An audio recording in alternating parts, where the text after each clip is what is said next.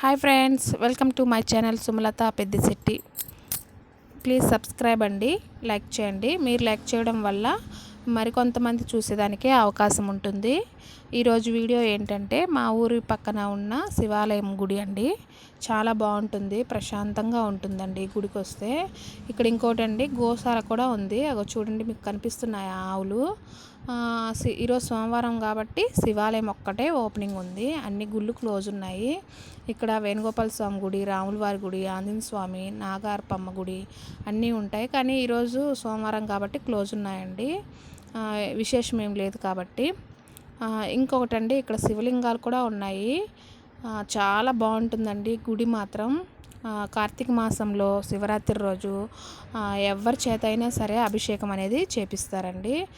ఆడవాళ్ళు చేయకూడదు అనే నియమం ఏమి లేకుండా ఎవరి చేత అయినా చేపిస్తారు. ఇక చూడండి ఎంత బాగుందో కదా.